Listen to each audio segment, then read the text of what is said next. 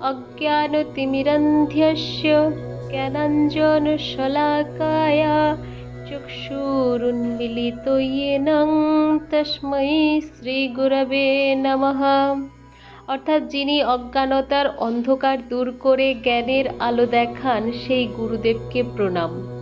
ঈশ্বর সর্বত্র বিরাজমান হলেও আমরা সাধারণ মানুষ তা দেখতে পাই না। গুরু হলেন সেই দর্পণ যার মাধ্যমে শিষ্য নিজের ভিতরের আধ্যাত্মিকতাকে দর্শন করতে পারে। সেই ভক্তি এবং বৈভবের এক অপূর্ব বাস্তব প্রতিফলন দেখতে পাচ্ছি এই পবিত্র গুরু পূর্ণিমার পুণ্যতিথিতে। আমাদের মুখ্যমন্ত্রী শ্রী শুভেন্দু অধিকারী মহাশয় যখন ঐতিহ্যবাহী বেলুড় মঠে উপস্থিত হন, তখন তার শান্ত, সংযত এবং ভক্তিঘন উপস্থিতি এক মনোরম আধ্যাত্মিক পরিবেশের সৃষ্টি করে।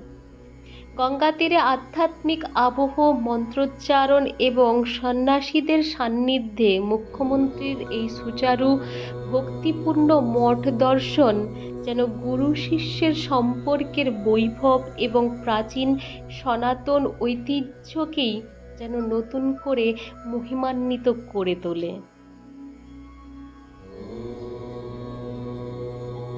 আমি আমার চোখকে ধন্য মনে করি যে এমন গুরু শিষ্যের মেলবন্ধন যেন প্রতি যুগে যুগে, প্রতি সময়ে আমরা আমাদের জীবনে দেখতে পাই।